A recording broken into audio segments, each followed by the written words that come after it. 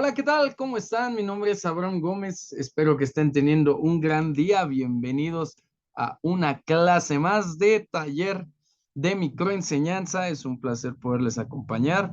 Te invito a que tomes tu lápiz, tu pluma, cuaderno, hojas, lo que necesites.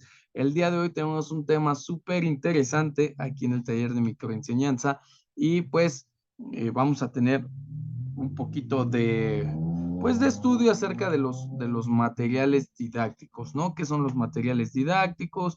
¿Cómo utilizarlos? ¿De qué manera? Un poquito de los antecedentes para llegar a entender en la situación actual cómo es que estos están repercutiendo en nuestro día a día. Así es que sin más, vámonos con el tema del día de hoy. Y es que encontramos una definición de Miguel Cedeño por allá del 2004 que nos habla del material didáctico, ¿no? ¿Qué es el material didáctico? Pues estas herramientas de aprendizaje que apoyan al niño emocional, física, intelectual y socialmente. Son auxiliares en la búsqueda de su desarrollo integral. Son estos medios que nos sirven para estimular el aprendizaje desarrollando la capacidad creativa. Ojo, porque aquí no define absolutamente ningún tipo de objeto, ningún tipo de, de recurso, de auxiliar en específico. Nos hablan de manera general para que de esta misma forma nosotros entendamos el tema y no categoricemos al material didáctico, ¿no? Vámonos con un poquito de estas acepciones, y es que si nosotros recordamos a Jan Amos Comenio, él es recordado como el padre de la didáctica, ¿no? Él decía, habla un poquito de enseñarles todo a todos los alumnos, no solamente a aquellos que tuvieran una clase social o por cuestiones de género, también nos enseñaba que el alumno es el centro de este proceso de enseñanza-aprendizaje, y él se refiere un poquito a esta situación, ¿no? Dice que la didáctica es la ciencia que se trata del fenómeno enseñanza-aprendizaje en un aspecto prescriptivo, ¿no? De métodos eficaces, ¿no? Como si lo viéramos desde el punto de vista de un médico que te prescribe algunos medicamentos, valga la redundancia, para que te cures. En este caso, pues la didáctica es eso, ¿no? Este fenómeno de enseñanza-aprendizaje en el que se prescriben algunos métodos para lograr cierto tipo de aprendizaje, ¿no? Eso es la didáctica para él, es todo esta ciencia que estudia este proceso, ¿no? También se encarga de buscar métodos y técnicas para mejorar la enseñanza. Así, de esta forma, permite abordar, analizar y diseñar los esquemas pedagógicos. En términos generales, es una forma creativa de enseñar para el maestro y una forma distinta de aprender para el alumno, ¿no? De esta forma, Gutiérrez Sainz hace su descripción del material didáctico. Aquí, atento, ojo, donde estés escribiendo, ayúdame, ayúdame y realiza de acuerdo a estos dos conceptos. Le voy a revisar aquí un poquito, sintetiza un poco la información y ayúdame para saber cuál es tu definición de material didáctico, porque ahorita en la clase en vivo vamos a hacer un pequeño análisis, ¿no? Entonces, ayúdame con tu definición de material didáctico. Vámonos a conocer algunos elementos, algunos de los materiales didácticos que han perdurado a lo largo de la historia y que se han utilizado en muchas de las aulas, no solo de nuestro país, sino de todo el mundo a través de la propia historia de la pedagogía, de la enseñanza, del aprendizaje y de la elaboración de los materiales didácticos. El primero de ellos es el pizarrón, o como lo conocemos en su inicio, en sus orígenes, la pizarra, ¿no? Que sabíamos que era un cuadro de madera de color verde, específicamente el verde porque el blanco contrastaba demasiado, tiene ahí una parte psicológica, y pues se podía utilizar la tiza en color blanco, ¿no? En colores claros para que fuera un poco más llamativo. De esta manera que encontremos como utilidades del pizarrón las siguientes. ¿Qué nos permite el pizarrón en una aula de clase? Dar estructura y darle organización a los contenidos. Es decir, no puedo ir de aquí y luego poner qué es el pizarrón y cuáles son sus antecedentes por acá, y luego organizar el contenido por aquí y luego poner otra palabra por acá y un dibujito por aquí. No, debemos de llevar una estructura, ¿no? Puede ser izquierda, dividirlo en 3 partes, dividirlo de abajo hacia arriba. De esta manera, pues estamos organizando los contenidos que vamos a abordar en nuestra sesión o en nuestra clase. También, ¿qué nos permite la utilización del pizarrón o la pizarra? Un diseño. Poder diseñar nuestras clases, poder diseñar la manera en que queremos que nuestros alumnos adquieran esta información con colores, con el espacio, con el propio estilo de enseñanza del docente, que nos permite enfocar la atención del grupo. Tenemos un pizarrón y todo el mundo viendo el pizarrón porque la información que se coloque ahí, la síntesis de esa información, el resumen, todo aquello que el tema nos arroje va a estar plasmado ya sea en letras o en dibujos en nuestro pizarrón. De esta manera, ¿qué podemos utilizar en el pizarrón? Lo que vemos aquí como un arco iris y aquí como un docente, gráficos, elementos visuales, elementos que en la semiótica nos permitan hacer de una imagen un significado, ¿no? Un concepto de manera abstracta, ¿no? También, pues, hay que tener aspectos a considerar. Actualmente podemos utilizar la pizarra, que era la que platicamos en un principio, el pintarrón, que son con estos marcadores que se pueden borrar, y el pizarrón, ¿no? Como normalmente lo conocemos. ¿Qué otros aspectos debemos de considerar? Bueno, pues los siguientes, ¿no?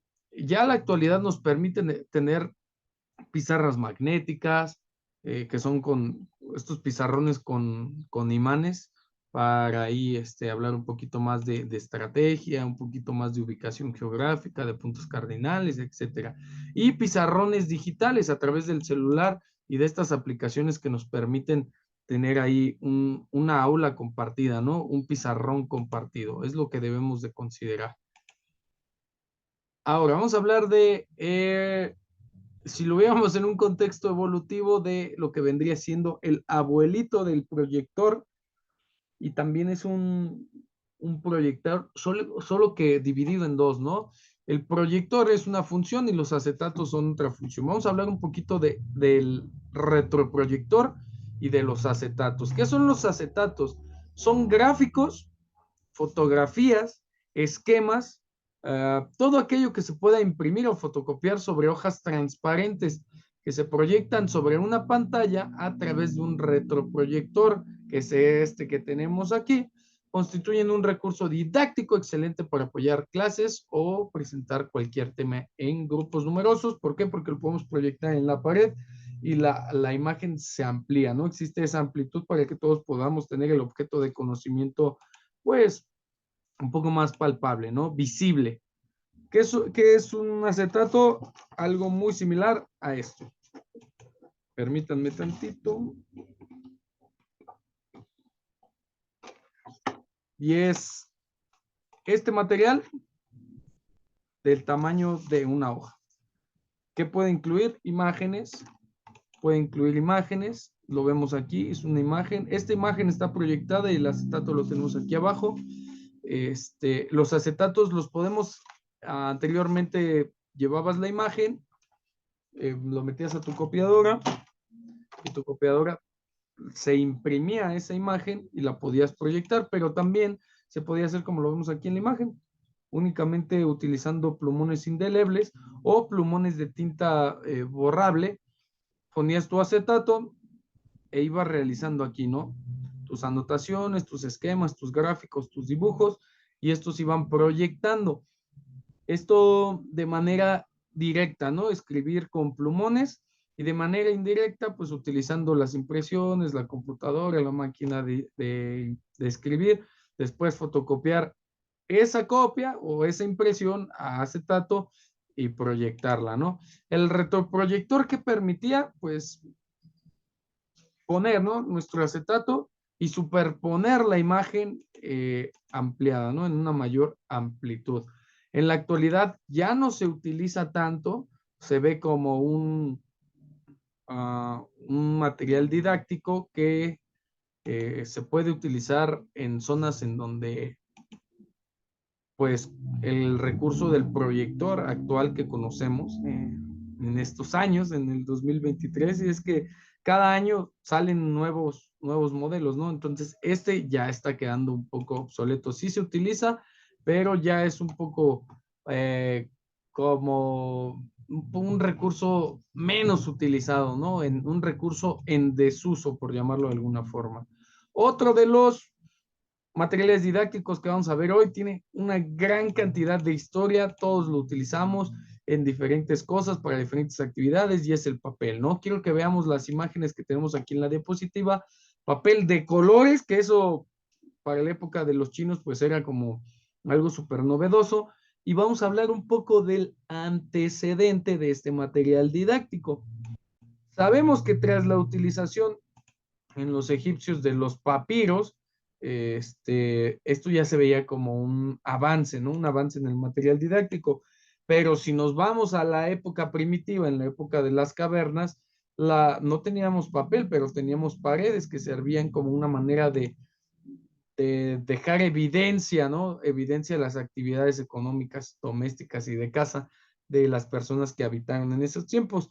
Con la llegada de los egipcios y los papiros de cuero, con la utilización de las hojas de árboles en China para elaborar grandes placas eh, para utilizarlas en escritura, pues tenemos ahí, ¿no? La invención del papel con pequeños pigmentos de árboles, pequeños pigmentos de frutas, que hacían que el papel fuera de colores. ¿Para qué utilizamos papel de colores? Bueno, pues en la actualidad tenemos hojas de colores o material didáctico para superponer un título, para resaltar algún tipo de información.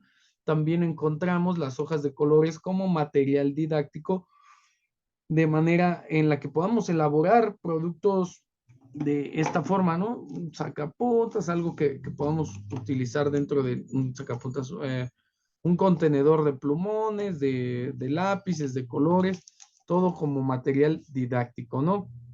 ¿Qué tipos de papel encontramos? Pues los comunes son el papel crepé, el papel América, el celofán, el craft, el china, papel periódico, estos que los pongo aquí. ¿Cómo los podemos utilizar? Bueno, pues para realizar actividades que nos permitan a maestros y alumnos tener objetos de conocimiento más palpables, poder utilizar esta parte del conocimiento a través del aprender haciendo, que nuestros alumnos puedan generar materiales que evoquen en cuanto a su memoria a corto, mediano, largo plazo, pues la información pertinente a ese material.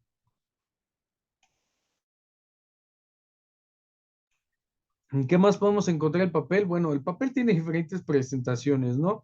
En hojas, en papeles por volumen, en papeles en presentaciones individuales, en tarjetas, esas tarjetas de apoyo que utilizamos, en papeles de colores, ¿no? En tarjetas de colores también para determinar en rallies, en concursos, en trivias, en encuestas, en cualquier tipo de información que necesite utilizar a la entrevista, ¿no? Como método de obtención de información. ¿En qué otro tipo de materiales? En los rotafolios. Anteriormente en las exposiciones, perdón, se pedía que se organizara la información en un rotafolio, en un papel bond, color blanco, o en un rotafolio cuadriculado o de raya, o de cuadro chico, o de cuadro grande. Se expresaba la información y el ponente tenía un mejor acceso, ¿no? A la información y no divagaba tanto. Así es como utilizamos este material didáctico.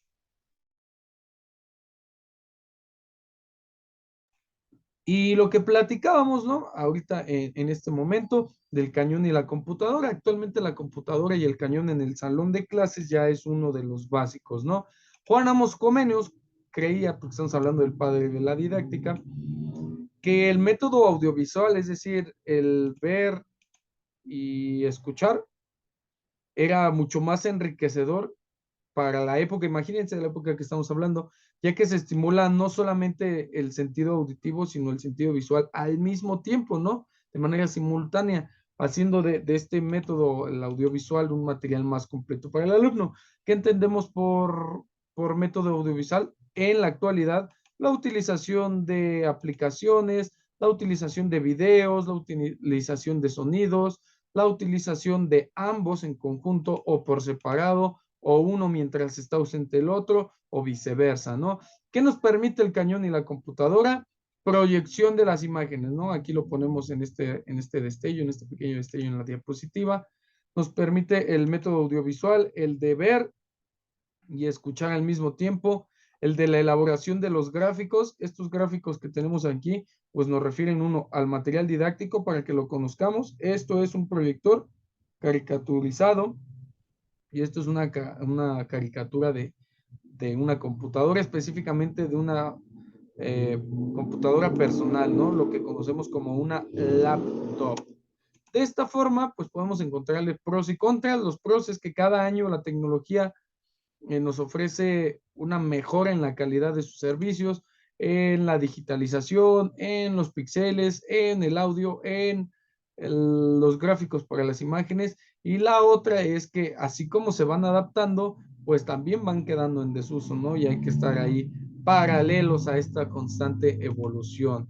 ¿De qué podemos hablar como contra? Bueno, pues que este método audiovisual puede que no englobe a todos los alumnos dentro de nuestro salón de clase.